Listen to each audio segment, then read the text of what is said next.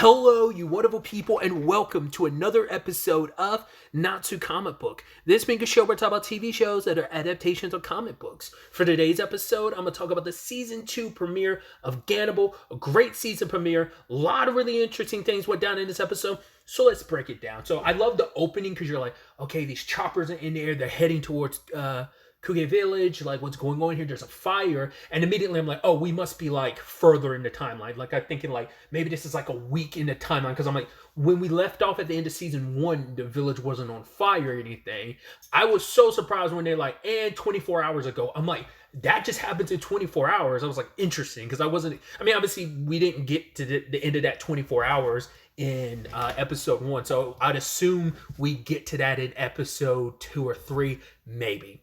Most likely probably 2, but we'll see how the time plays out. But obviously we pick up with Daigo as he's going to try and find the kids, but the kids aren't there. And lo and behold, who's waiting for him? That man. And it's just like, he thought he was going to catch you lacking again, which he almost did. But luckily Daigo put up a fight, which at first I was like, Daigo's holding his own. But it's like, well, that man is resilient and you're not doing much as he's trying to sickle you, cut you up and kill you.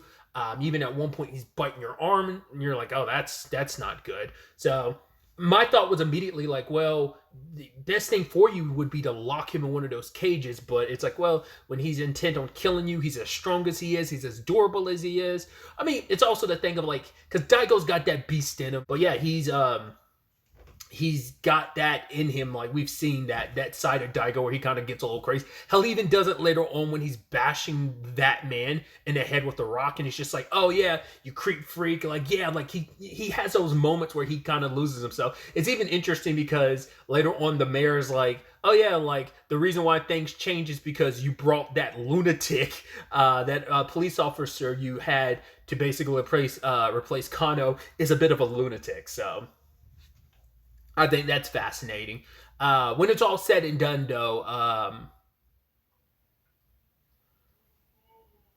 either way, like Daigo's running for his life during that whole altercation because he ends up dropping his gun, and it's just like you have to run from it. It's like, and just those close calls repeatedly with that guy. It's just, especially like his movements. It's just like the way he like runs and like the flailness of his body as he's moving. It's just like so unnerving. Because like this is the most we've spent with that man, because he's popped in here and there. Like probably prior to this would be like Mashiro's interaction with him is probably the most we've seen him prior to this, but like just getting an extended like sequence with him as Daigo's running for his life, eventually in the woods too. The bastard's also able to track you because he can smell the blood from your wound. So luckily Daigo was able to trap him, but the problem is it's like, well, trick him by like, attacking like a dummy, and he attacks him for rock, but before he can land a final blow, that man like does kind of like almost like a monster scream that disorientates him, and just before like, he was aiming to go, I guess Daigo almost had this triggering thing of, hey, I don't want half my face eaten off like home dude, so that man is coming at him with his mouth, and luckily Daigo fell. It's like, and he hit one of those trees super hard. I was like, Jesus, did you just break your sternum or your back the way that hit you? I didn't even see what was at the front or the back way he hit that tree. He got bit when that tree hit, or when he hit that tree rather. So, but it's like, luckily, it's like that wasn't a fight he was going to win. You're unarmed, and this thing, it's too much. It's too durable. He just keeps coming. So we have all of that. And I do love, like, with the whole Daigo versus that man situation, we also cut back to the whole situation with Yuki and Mashiro and those cops. I did not, I was so certain, like, oh my God, both those cops are dead. They're both alive by the end of that situation, that sequence. I was not expecting that. I was just, like, nervous because I was like, oh God, either one of them would catch. Because I'm like, Yuki and Mashiro have a good chance of surviving this. Granted, doesn't necessarily mean they survive the series, because this could just easily be a very unfortunate series that has a sad ending where they don't make it. But I was like, they'll most likely survive this situation, because I think the guy was there just to kidnap them. He wasn't going to kill them. The cops, they're expendable, obviously, but like that whole tussling situation with the gun, home dude did not hold back against, fighting a woman or whatever. It's like, right, you're in the way. To be fair, it's like, we know the Gato family views everyone that's not part of the Gato family as not human. You're just flesh bags. So it probably makes it easier, man or woman, whoever it is, you can just do whatever without really too much concern. But either way. But luckily, Yuki came in with the save, though, like bashing home dude over the head with the vase or whatever, and then the cop wraps like the like phone wire or whatever around his neck. And I also love that them both working together, like both had one end of it and choked him out. I was like, oh god, good, good. I mean, I don't think they. I mean, he might be still alive. I'd assume he's dead. I assume they straight up murdered him in that moment. Good, you know. So I was like, and I think it's so interesting because we don't cut back to that situation until the very end of the episode, which I think is so interesting. But yeah, some of the in between stuff involves obviously Sumeri shows up at the village because she's trying to talk to Keisuke about, you know, being pregnant and everything. And obviously, we learn from the mayor who shows up at, like, you know, the cops that Daigo is working with. The mayor shows up and kind of explains, like, right, the person who talked to Kano last before he died was the mayor, because the mayor's the one that found out where the kids were held, because his son's he's been kept out of the Gato family situation since the incident. And I was trying to remember, and I was trying to be like, what was the incident? But he talks about it. The day I, like, broke the tradition and took off with that boy, like, ever since that incident, because I guess it's like, well, I did what she did. We can't trust the mayor anymore either. So because of that, like, he's been kept out of the loop about the very important things about the Gato family. So, and we learn some very effed up stuff in that regard, you know, because at first I was like, did we know? I was like, no, I don't. I was like, once again, it's been a while. I mean, for one, it's been a while since I saw early season 1, because it might have been last year. Might have been 2023. I don't remember. I think it might have been last year. I finally saw, like, the last, 2 or 3 episodes that I'd never finished of Gannibal. But either way, it's been a while, even longer, so I'm misremembering. Because I was trying to think, like, did we know about the truth behind Keisuke and Yosuke? But turns out no. But yeah, the fact is that we find out that their dad is that man. And you're like, interesting. Because their mom, Ai, is not Gen's biological daughter. She was actually a sacrifice like her new son was.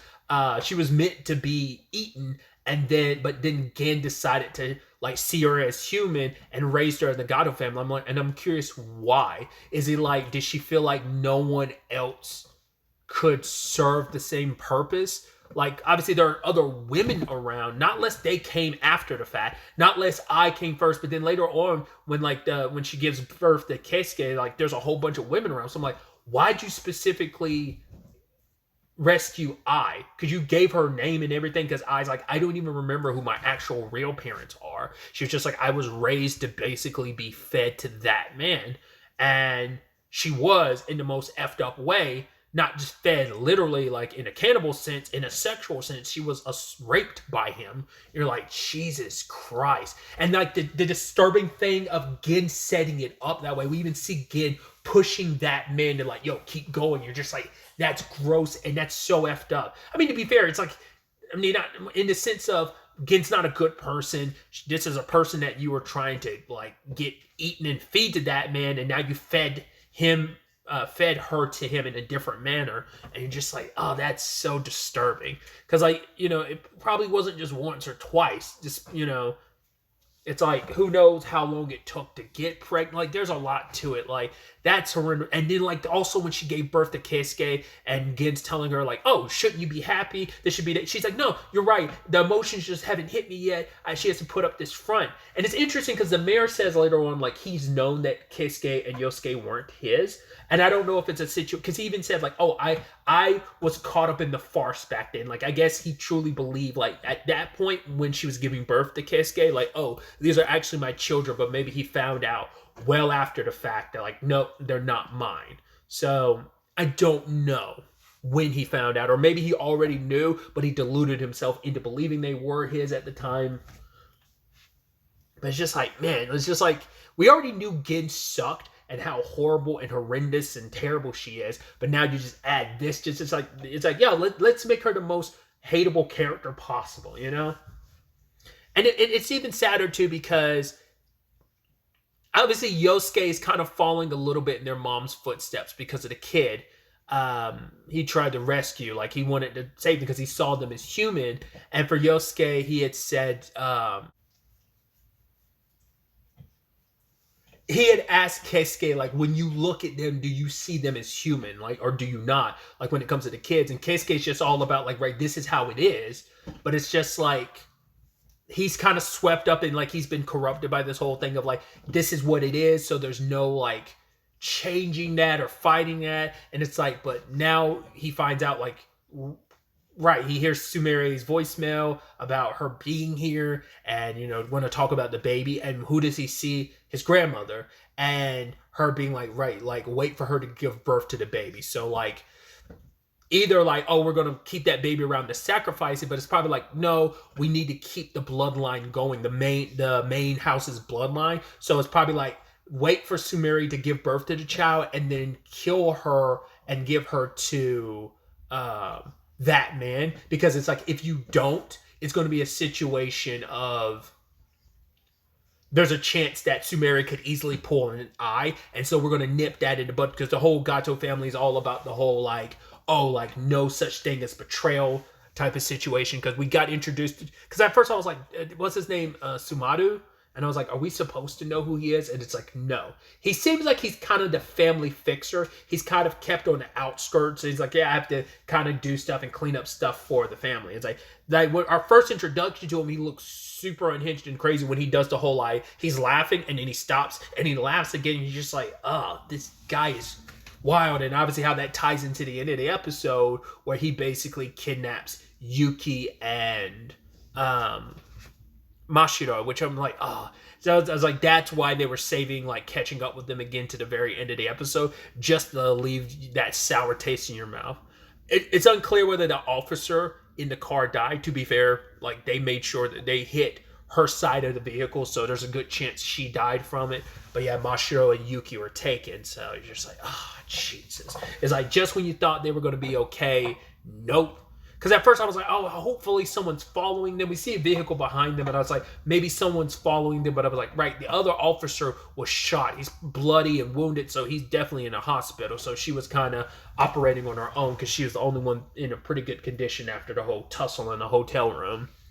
And there's also bystanders nearby too, and they just did. I mean, granted, it's not broad daylight, it's nighttime, but still just able to just grab people out of a vehicle and just take off. Like, they're able to probably sway and like push a lot of that away without any real consequence. So circling back, like, you had the mayor talking to those cops, and they were like, why didn't you ever like come to us, like before the whole Kano situation, before you even told him about the kids? And he was like, what was I going to, I would tell the police, and then what? Nothing would be able to be done. Like, this whole situation's too big. It's been going on for too long. Like, there's no fighting that. And so the situation played out the way it did. I mean, there's so much horrifying symbology too, because like symbolism and stuff, because Sumeri like shows up at like, oh, like the little substation where like it's actually, I think that same station is, yeah, that's where Daigo and his family were living. She stopped and she saw like, the flashback of like Kano like trying to find the kids and stuff, and then him looking to Sumeri being like, oh, I gotta go. And it's just like, at the same time she's wandering into town, and home dude connected to the Gatos, it's like letting people know that she's here. So we also have Daigo getting rescued, which I thought like, oh, maybe that happened next episode. Wasn't expecting that to be at the end of the episode. Kind of like I believe that was kind of like a post-credits thing, kind of at the end, kind of technically, I guess almost like a mid-credit, because you kind of got like a title card opening. You didn't get one at the beginning of the episode, but you kind of get it at the end, and this happens before the credits. So I guess it technically counted as like maybe a mid-credits of sorts. But either way, he got rescued by home dude who tried to warn him. It was like, oh, like, he's like, I know where the children have been moved to. And he's also like, I've been told by someone to give you this information. He's like, by who? And we never found out. So I was like, not less it's like, Not less it's Keisuke, because he seems like Yosuke's definitely the one with a conscience, even more so. But Keisuke's in that ballpark too, where it's just like he's driven by the craziness that is like their grandmother, and you know, it makes me wonder how much does Keisuke know. Keisuke know, like maybe Yosuke knows nothing about it, but there's probably a good chance Keisuke out of anyone probably knows the truth of their origins and kind of has to deal with that, and it's just I don't know, because I don't fully remember everything about that man, but like the things that he survived as a kid, and I'm like, his situation, constitution, I'm like, that probably is hereditary, wouldn't it be? It's in his DNA, and it's in Keisuke and Yosuke. Maybe it's whatever it is like it's kind of more prevalent in Keisuke than it would be Yosuke, and maybe that has to deal with some of what Keisuke is going to be dealing with this season. Maybe not. Like I said, it's my own fault for my memory being so shoddy and shitty about last season, not remembering everything and not remembering a lot of characters' names off rip. They also ended up at that place where people were sacrificed, because it was back then where they had to kill people for the sake of, well, it was children specifically, because there was just too many mouths to feed type of situation. But then it eventually got to the point because they were starving, so it was an understandable thing. You just kind of had, it was a desperation thing, but then it becomes a situation of, well, it's no longer just about, killing people. Like the body started getting snatched up, and that's kind of where the early days of the cannibalism started.